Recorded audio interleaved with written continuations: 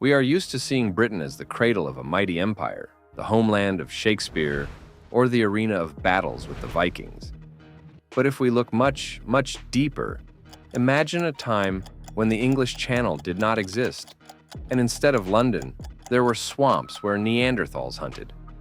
Imagine an era when people built stone giants, and endless waves of migrants changed the face of these islands forever. Today we embark on a journey that spans almost 1,000,000 years. Let's explore the lost worlds before Celtic Britain. Who were these first inhabitants? How did they live? What did they believe in? And where did they disappear?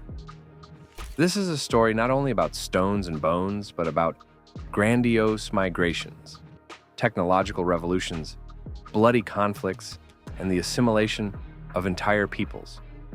Ready to unravel the mysteries of ancient Britain? Then we begin.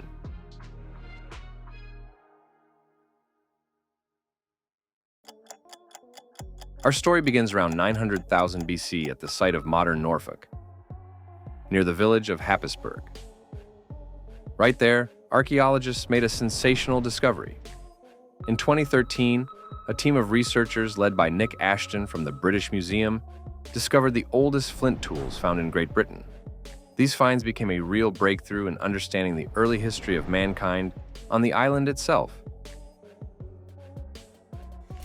The tools themselves are simple but effective, made of flint. Among the artifacts found were hand axes, scrapers, and other sharp-pointed tools that were probably used for processing animal carcasses, as well as for processing wood and other plant materials. These tools testify to a certain level of skill and cognitive development of their creators. But who were these first Britons? They were probably representatives of the Homo antecessor species who came here from the continent during the warm, interglacial periods when the huge land bridge, Doggerland, still connected Britain with continental Europe.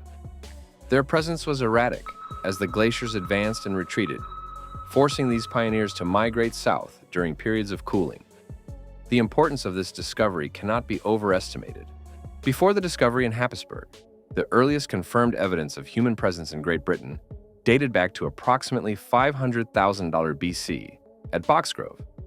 This confirms the hypothesis that the early representatives of the Homo genus migrated to the north, taking advantage of periods of warming and the presence of a land bridge, and that the territory of modern Great Britain was one of the first places of their settlement in northern Europe. Several 100,000 years pass, and around 500,000 BC, we see traces of another species. Heidelberg man, Homo heidelbergensis, appears. At Boxgrove in Sussex, not only were there tools found, but also evidence that they were skilled hunters of large animals: horses, rhinoceroses, and deer. But can we imagine these hunts? How they, armed only with wooden spears and stone tools, defeated the giants of the Ice Age? This already shows a complex social organization and cooperation. We should not forget about our Neanderthal cousins, too. They were in Britain, especially between 300,000 and 35,000 BC. Their remains have been found as far away as Wales in Pontywydd Cave. It is interesting that some of their tools, such as the boot coupe hand axe, point to periods of isolation when they developed their own unique technologies. And around 40,000 BC, Homo sapiens finally appears on the scene, the modern type of man. Their appearance marks a qualitatively new stage in the history of the settlement of the British Isles. The oldest known cave art in England, found in Creswell Crags, is related to them. Impressive engravings of animals such as bison, horses, and reindeer. These images are not only the first examples of art on the territory of England, but also testify to the developed symbolic thinking and complex social organization of the first Homo sapiens who came here. It gives an idea of their world, their beliefs, and their attitude to the environment. The discovery of the Red Lady of Paviland, who was actually a man buried around 33,000 BC in Goat's Hole Cave on the Gower Peninsula of Wales, is one of the earliest and most striking evidences of complex funeral rituals and symbolic thinking in Europe. The following can be said about the burial itself. The body was generously covered with red ochre and jewelry made from seashells, beads, and even fragments of bracelets were found nearby. This burial rite indicates a belief in an afterlife, social hierarchy, and developed spiritual practices among the first Europeans. The importance of these finds is that they demonstrate not only the physical presence of Homo sapiens in Britain, but that their cognitive and cultural capabilities were significantly different from previous hominid species. This can be considered the beginning of a continuous human presence that continues in Britain to this day. The end of the last ice age, around 9600 BC, brings with it dramatic changes. The glaciers melt, the sea level rises, and around 6500 BC, Doggerland finally disappears underwater. Britain becomes an island. The Mesolithic era begins. Hunter-gatherers now have to adapt to the new forest landscapes. They hunt deer, wild boar, and aurochs, catch fish, and gather nuts and berries. Their technology becomes more sophisticated. Flint blades and microliths appear, which were attached to harpoons, arrows, and woodworking tools like adzes. But were they just nomads who constantly moved in search of food? Finds in such unique places as Starcar in Yorkshire, located on the coast of a former glacial lake, decisively overturn this idea. Excavations have revealed the remains of wooden platforms that were probably used as places for living or for ritual activities on this very shore of the lake. Archaeologists also found thousands of processed flint tools, including microliths that were used as arrowheads and spearheads, scrapers, and burins, which testify to advanced hunting and processing technologies. A large number of animal bones were found, including deer, wild boar, elk, and birds, which gives an idea of their diet and hunting strategy. But the main sensation of Starcar was the unique organic artifacts that were preserved thanks to wet peat soils. Among them were mysterious headdresses made of the sawn skulls of red deer with attached antlers. More than 20 such headdresses were found, indicating their special significance, possibly ritual, or that they were used for hunting camouflage. An equally impressive engraved amber pendant, decorated with amulet-like geometric ornamentation, was found. These finds indicate a sedentary or semi-sedentary lifestyle, at least during certain seasons, as well as complex ritual beliefs and advanced symbolism. Genetic studies of the skeletal remains of Cheddar Man, found in Gough's Cave in Cheddar Gorge in Somerset, have shed light on the origins of the Starcar people and other coastal hunters of this period. DNA analysis has shown their close genetic relationship with Western European hunter-gatherers, who first inhabited Europe after the last ice age. Cheddar Man, who lived about 9,000 years ago, had dark skin, dark curly hair, and probably blue eyes, which contradicted early ideas about the appearance of the first Britons. His genetic code confirms that the inhabitants of Britain in the Mesolithic were part of a wider European hunter-gatherer culture. It was a unique world that existed for thousands of years, full of its traditions and beliefs. But its time came to an end with the arrival of a new wave of migrants. So, around 4000 BC, a new great era begins in Britain, the Neolithic. And this Neolithic world, which replaced millennia of hunting and gathering, lasted for about 1500 years, until the appearance of the first metal around 2500 BC. What determined this long and extremely important period? Let's figure it out. It was a time of fundamental changes that affected absolutely all aspects of life. First, of course, it was the transition to a sedentary lifestyle and agriculture. People began to grow cereals, wheat, and barley. They raised cattle, cows, sheep, and pigs. This provided a stable source of food, and stone tools became more perfect. In particular, effective polished axes appeared, necessary for clearing forests for fields. Thirdly, as we have already seen, this was a period of significant demographic changes, when the arrival of farmers from the continent led to the almost complete replacement of the previous Mesolithic population. This may indicate that the Neolithic revolution in Britain was not simply an adoption of ideas, but the result of large-scale migration. And fourthly, what perhaps most strikingly characterizes Neolithic Britain is the era of monumental construction. It was during these 1500 years that thousands of impressive structures were erected across Britain. Why exactly then? Because agriculture at that time was finally able to create a surplus of food, which allowed for the release of a part of the population to perform large public works. Population growth and the whole way of life contributed to the formation of more complex social structures and possibly even hierarchies. They transformed the landscape not only for agriculture, but also for ritual and social purposes. There was a need for centers to hold ceremonies honoring ancestors, astronomical observations, and asserting authority or community unity. Collective tombs appeared where representatives of entire communities were buried. Earthen mounds of incredible size like Silbury Hill, stone and wooden circles, and large flint mines like Grimes Graves.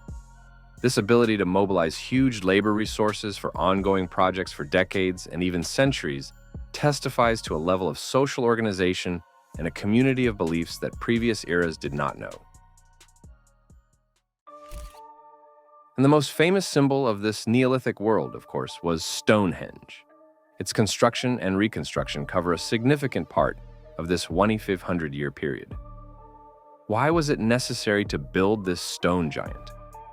First of all, it must be said that the theories abound, and they continue to multiply to this day. One of the oldest versions is the assumption of John Aubrey and William Stukeley in the 17th and 18th centuries that Stonehenge was a temple of the Druids. However, radiocarbon dating showed that the structure appeared much earlier than the Celtic society with Druids. Gerald Hawkins suggested that Stonehenge could be an ancient astronomical calendar for predicting solar and lunar eclipses. Mike Parker Pearson, based on new archaeological findings, put forward the theory that Stonehenge was part of a large ritual complex associated with the cult of ancestors and the unity of ancient Britons. There are also alternative views, including hypotheses about the healing properties of Stonehenge, its use as a musical instrument, or even more exotic versions about its construction by giants with the help of the wizard Merlin. He legend says that King Aurelius Ambrosius, who ascended the throne of Britain in the 5th century AD, sought to create an eternal monument for the 460 British nobles treacherously killed by the Saxon leader Hengist. Merlin, known for his wisdom and skill in mechanical arts, advised the king to transport the Ring of Giants from Mount Killaraus in Ireland for this purpose. Merlin explained that these stones were once brought from the most remote corners of Africa to Ireland by giants and possessed mystical and healing properties, capable of healing the sick and wounded. King Aurelius sent his brother Uther Pendragon with 15,000 soldiers, accompanied by Merlin to Ireland, to obtain the Dance of the Giants. The Irish, under the command of King Gillamanius, resisted the British attempt to take the stones, and this led to a battle in which Uther's forces won. Merlin then used his devices and skill to easily dismantle the stone circle. The stones were transported by ship across the Irish Sea to Britain, and then brought to a plain near Amesbury. Merlin, using his skills and knowledge, re-erected the circle of stones around the mass grave of the slain nobles, placing them just as they stood on Mount Killaraus in Ireland. The monument was originally called Stanhengist, and thus became an eternal monument. However, modern archaeological dating of Stonehenge shows that its construction took place in the Neolithic and Bronze Ages, much earlier than the century AD, in which the events of the legend of Geoffrey of Monmouth unfold. This time, gap of thousands of years between the construction of Stonehenge and the events in Geoffrey of Monmouth's story clearly indicates the fictional nature of the legend as a historical fact. But the legend is good, I won't argue here. So the Neolithic world with its stone monuments existed for about 1,500 years. But around 2500 BC, a new era begins, the Bronze Age. And again, the impetus for change is the arrival of new people and technologies. From the continent spread the so-called bell beaker culture, named after the distinctive shape of their pottery. These people bring knowledge of metalworking, first copper and then bronze. But where did they come from? Genetics provides a stunning answer. Their origins are linked to the steppe cultures of Eastern Europe, including the Yamnaya culture. And again, there is a massive demographic shift. Bell Beaker culture people replace over 90% of the population of Neolithic Britain. This is the second large wave of population replacement in a relatively short period of time. How did it happen? Was it conquest? Or did their way of life and technology turn out to be so attractive that it led to gradual displacement? Let's see. The Bronze Age changes not only technology, but also society itself and religious ideas. New weapons, ornaments, and the same characteristic bell-shaped beaker appear. What does this transition mean? It testifies to the growing importance of individual status, possibly to the emergence of a military aristocracy whose prestige and achievements were emphasized even after death. Faith in the afterlife seems to have acquired a more personified character, focused on the fate of an individual person and his family. This leads to cultures like the Deverell Rimbri, where tribal organization can already be traced. And here we come to another key event, which is possibly the answer to the question of the appearance of the Celts. In the late Bronze Age, between 1300 and 800 BC, there was a significant migration of people to southern Britain from the territory of modern France. This marks the spread of Celtic languages to the islands. These newcomers were genetically very close to the population of Gaul at that time. This is also confirmed archaeologically, and these were the Celts that we will talk about next time.